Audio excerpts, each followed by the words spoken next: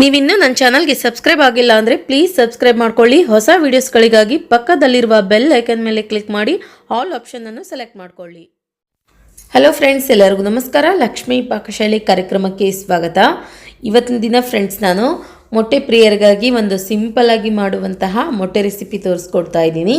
ತುಂಬ ಚೆನ್ನಾಗಿರುತ್ತೆ. ಬಿಸಿ ಬಿಸಿ ರೈಸ್ಗೆ, ಚಪಾತಿಗೆ, ರೊಟ್ಟಿ ಜೊತೆಗೆ ನೆಂಚ್ಕೊಂಡು ತಿಂದರೆ ಯಾವಾಗಲೂ ಒಂದೇ ಥರ ಟೇಸ್ಟ್ ಮಾಡಿ ಬೇಜಾರಾದಾಗ ಈ ಥರ ಟ್ರೈ ಮಾಡಿ ನೋಡಿ.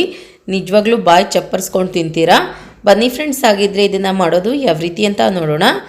ಮೊದಲಿಗೆ ಗ್ಯಾಸ್ ಆನ್ ಮಾಡ್ಕೊಂಡ್ಬಿಟ್ಟು ಒಂದು ಪಾತ್ರೆ ಇಟ್ಕೊಳ್ಳಿ. ಈ ಪಾತ್ರೆಗೆ ಇವಾಗ ನಾನು ಒಂದು ಅರ್ಧ ಚಮಚದಷ್ಟು ಕಾಳು ಮೆಣಸು, ಅರ್ಧ ಚಮಚದಷ್ಟು ಸೋಂಪು, ಒಂದು 4ರಿಂದ 5 ಲವಂಗ, ಸ್ವಲ್ಪ ಚಕ್ಕೆ, 1 ಪಲಾವ್ ಎಲೆ, 2 ಚಮಚದಷ್ಟು ಒಣ ಕೊಬ್ಬರಿ ಮತ್ತು ಒಂದು 5ರಿಂದ 6 ಗೋಡಂಬಿ ಹಾಕಿದ್ದೀನಿ.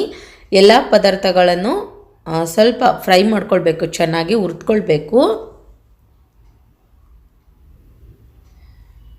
ಸ್ವಲ್ಪ ಕೆಂಪು ಬಣ್ಣಕ್ಕೆ ಬರೋವರೆಗೂ ಹುರಿರಿ ಸಾಮಗ್ರಿಗಳೆಲ್ಲ. ನೋಡಿ ಇವಾಗ ಫ್ರೆಂಡ್ಸ್, ಸ್ವಲ್ಪ ಇದು ಕೆಂಪು ಬಣ್ಣಕ್ಕೆ ಆಗಿಬಿಟ್ಟು ರೆಡಿಯಾಗಿ ಆಗಿದೆ. ಇಷ್ಟು ಹುರ್ಕೊಂಡ್ರೆ ಸಾಕು, ಮಸಾಲ ತುಂಬ ಚೆನ್ನಾಗಿ ಬರುತ್ತೆ. ಇದನ್ನ ಇವಾಗ ತೆಗೆದುಬಿಟ್ಟು ಒಂದು ಪ್ಲೇಟ್ನಲ್ಲಿ ತೆಗೆದಿಟ್ಕೊಳ್ಳೋಣ. ನಂತರ ಫ್ರೆಂಡ್ಸ್, ಒಂದು ಮಿಕ್ಸಿ ಜಾರ್ ತೊಗೊಳ್ಳಿ. ಇದಕ್ಕಿವಾಗ ನಾವು ಹುರಿದಿರುವಂತಹ ಸಾಮಗ್ರಿಗಳನ್ನೆಲ್ಲ ಸೇರಿಸ್ಕೊಳ್ಳೋಣ. ಇದಕ್ಕಿವಾಗ ಸ್ವಲ್ಪ ನೀರು ಸೇರಿಸ್ಬಿಟ್ಟು ಮಸಾಲೆನ ಗ್ರೈಂಡ್ ಮಾಡಿ ಇಟ್ಕೊಳ್ಬೇಕು.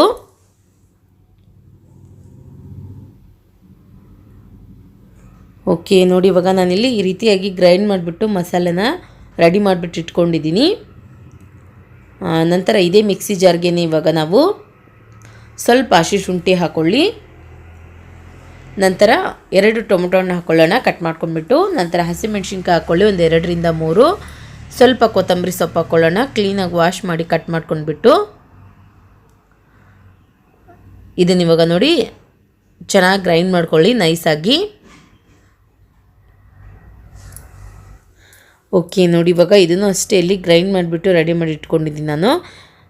ನಂತರ ಗ್ಯಾಸ್ ಆನ್ ಮಾಡ್ಕೊಂಬಿಟ್ಟು ಒಂದು ಪಾತ್ರೆ ಇಟ್ಕೊಳ್ಳಿ. ಪಾತ್ರೆ ಬಿಸಿ ಆದ ನಂತರ ಎಣ್ಣೆ ಹಾಕ್ಕೊಳ್ಳೋಣ. ಎಣ್ಣೆ ಬಿಸಿ ಆದ ನಂತರ ಇದಕ್ಕೆ ಇವಾಗ ನಾವು ಈರುಳ್ಳಿ ಹಾಕ್ಕೊಳ್ಳೋಣ. 1 ಮೀಡಿಯಮ್ ಸೈಜ್ ಈರುಳ್ಳಿನ ಸಣ್ಣದಾಗಿ ಕಟ್ ಮಾಡಿಬಿಟ್ಟು ಹಾಕಿದ್ದೀನಿ. ಈರುಳ್ಳಿ ಸೇರಿಸ್ಕೊಂಡ ನಂತರ ನೋಡಿ ಒಂದ್ಸಲ ಇದನ್ನು ಚೆನ್ನಾಗಿ ಫ್ರೈ ಮಾಡ್ಕೊಳ್ಳಿ. ಸ್ವಲ್ಪ ಇಲ್ಲಿ ಈರುಳ್ಳಿ ಹಸಿ ವಾಸನೆ ಎಲ್ಲ ಹೋಗಬೇಕು, ಅಲ್ಲಿವರೆಗೂ ಫ್ರೈ ಮಾಡ್ಕೊಳ್ಬೇಕು. ಓಕೆ, ನೋಡಿ ಇವಾಗ ಈ ರೀತಿಯಾಗಿ ಫ್ರೈ ಮಾಡ್ಕೊಂಡ ನಂತರ ಇದಕ್ಕೆ ಇವಾಗ ಪೇಸ್ಟ್ ಹಾಕ್ಕೊಳ್ಳೋಣ. ಮೊದಲೇ ನಾವು ಗ್ರೈಂಡ್ ಮಾಡಿಟ್ಟಿರುವಂತಹ ಮಸಾಲೆ ಸೇರಿಸ್ಕೊಂಡ ನಂತರ ನೋಡಿ ಒಂದ್ಸಲ ಇದನ್ನು ಚೆನ್ನಾಗಿ ಫ್ರೈ ಮಾಡ್ಕೊಳ್ಳಿ.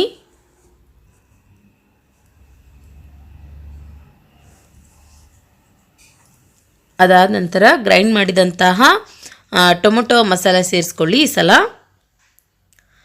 ಇದನ್ನು ಅಷ್ಟೇ ಫ್ರೆಂಡ್ಸ್, ಒಂದ್ಸಲ ಚೆನ್ನಾಗಿ ಫ್ರೈ ಮಾಡ್ಕೊಳ್ಳಿ.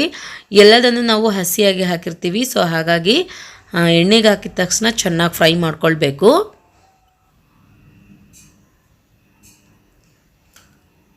ನಂತರ ಫ್ರೆಂಡ್ಸ್, ಇದಕ್ಕೆ ಇವಾಗ ನಾವು 1 ಚಿಟಿಕೆಯಷ್ಟು ಅರಿಶಿನ ಪುಡಿ ಸೇರಿಸ್ಕೊಳ್ಳೋಣ. ಅರ್ಧ ಚಮಚದಷ್ಟು ಗರಂ ಮಸಾಲ ಹಾಕ್ಕೊಳ್ಳಿ. ಒಂದು ಅರ್ಧ ಚಮಚದಷ್ಟು ಧನಿಯಾ ಪೌಡರ್ ಹಾಕ್ಕೊಳ್ಳೋಣ. ನಂತರ ಖಾರದ ಪುಡಿ ಹಾಕ್ಕೊಳ್ಳಿ. ಮೆಣಸಿನ್ಕಾಯಿ ಕೂಡ ಹಾಕಿರ್ತೀವಿ, ಸೊ ಖಾರ ನೋಡ್ಕೊಂಡು ಹಾಕ್ಕೊಳ್ಳಿ. ರುಚಿಗೆ ತಕ್ಕಷ್ಟು ಉಪ್ಪು ಹಾಕ್ಕೊಳ್ಳೋಣ.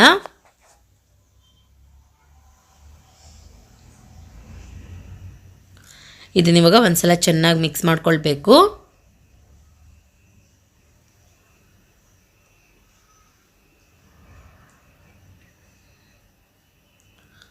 ಓಕೆ ಫ್ರೆಂಡ್ಸ್, ಈ ರೀತಿಯಾಗಿ ಮಿಕ್ಸ್ ಮಾಡ್ಕೊಂಡ ನಂತರ ಇದಕ್ಕೆ ಇವಾಗ ನೀರು ಸೇರಿಸ್ಕೊಳ್ಳೋಣ. ನೀರು ನೋಡ್ಕೊಂಡು ಹಾಕ್ಕೊಳ್ಳಿ. ನಿಮಗೆ ಗ್ರೇವಿ ಎಷ್ಟು ಬೇಕೋ ಅಷ್ಟು ನೋಡ್ಕೊಂಡು ಹಾಕ್ಕೊಳ್ಬೇಕು. ನಾನಿಲ್ಲಿ ಟೀ ಕುಡಿಯೋ ಕಪ್ಪಿಂದ ಒಂದು 3 ಕಪ್ನಷ್ಟು ನೀರು ಹಾಕಿದ್ದೀನಿ. ಇದನ್ನ ಇವಾಗ ಫ್ರೆಂಡ್ಸ್ ಮೇಲ್ಗಡೆ ಮುಚ್ಚಿಬಿಟ್ಟು ಒಂದು 3ರಿಂದ 4 ನಿಮಿಷ ಬೇಯಿಸ್ಕೊಳ್ಳೋಣ. ಮಸಾಲ ಚೆನ್ನಾಗಿ ಕುದಿಬೇಕು, ಅಲ್ಲಿವರೆಗೂ ಚೆನ್ನಾಗಿ ಕುದಿಸ್ಕೊಳ್ಳಿ. ಒಂದು 3ರಿಂದ 4 ನಿಮಿಷ ಮೀಡಿಯಮ್ ಫ್ಲೇಮ್ನಲ್ಲಿ ಇಟ್ಬಿಟ್ಟು ಕುದಿಸ್ಕೊಳ್ಳಿ. ಓಕೆ, ಇವಾಗ ಒಂದು 4 ನಿಮಿಷ ಕಂಪ್ಲೀಟಾಗಿ ಆಗಿದೆ, ಚೆಕ್ ಮಾಡ್ಕೊಳ್ಳೋಣ. ನೋಡಿ ಇವಾಗ ಮಸಾಲೆ ಇಲ್ಲಿ ಚೆನ್ನಾಗಿ ಕುದಿ ಬರ್ತಾ ಇದೆ. ಇದ್ರ ಜೊತೆಲಿ ಇವಾಗ ನಾವು ಮೊಟ್ಟೆ ಸೇರಿಸ್ಕೊಳ್ಳೋಣ. ನಾನಿಲ್ಲಿ ಒಂದು 5ರಿಂದ 6 ಮೊಟ್ಟೆನ ಬೇಯಿಸ್ಬಿಟ್ಟು ಮೇಲ್ಗಡೆ ಸಿಪ್ಪೆ ತೆಗೆದು ಈ ರೀತಿಯಾಗಿ ಕಟ್ ಮಾಡಿಬಿಟ್ಟು ಹಾಕ್ತಾಯಿದ್ದೀನಿ. ಇದನ್ನ ಇವಾಗ ಒಂದ್ಸಲ ಚೆನ್ನಾಗಿ ಮಿಕ್ಸ್ ಮಾಡ್ಕೊಳ್ಳಿ.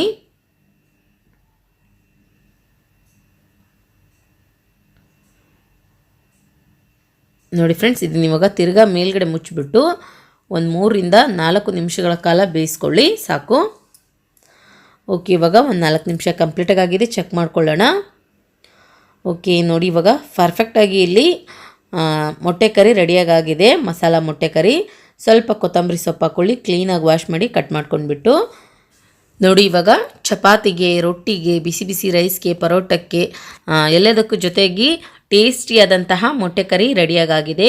ನೋಡಿದ್ರಲ್ಲ ಯಾವ ರೀತಿಯಾಗಿ ನಾವು ತುಂಬ ಸಿಂಪಲ್ಲಾಗಿ ಟೇಸ್ಟಿಯಾಗಿ ಎಗ್ ಕರಿ ಮಾಡ್ಕೊಳ್ಳೋದಂತ. ನಾನು ಮಾಡಿರೋ ಈ ರೆಸಿಪಿ ನಿಮಗೆ ಇಷ್ಟ ಆಗಿದ್ರೆ ಪ್ಲೀಸ್ ಲೈಕ್ ಮಾಡಿ, ಶೇರ್ ಮಾಡಿ, ಕಮೆಂಟ್ ಮಾಡಿ. ಇನ್ನಷ್ಟು ಈಸ್ ರೆಸಿಪೀಸ್ಗಾಗಿ ನಮ್ಮ ಲಕ್ಷ್ಮಿ ಪಾಕಶಾಲೆ ಚಾನಲ್ಗೆ ಸಬ್ಸ್ಕ್ರೈಬ್ ಆಗೋದು ಮಾತ್ರ ಮರಿಬಾರ್ದು. ಮತ್ತೆ ಒಂದು ಇಂಟ್ರೆಸ್ಟಿಂಗ್ ರೆಸಿಪಿ ಒಂದಿಗೆ ಬರ್ತೀನಿ ಮುಂದಿನ ಸಂಚಿಕೆಯಲ್ಲಿ. Keep watching. Thank you. Bye.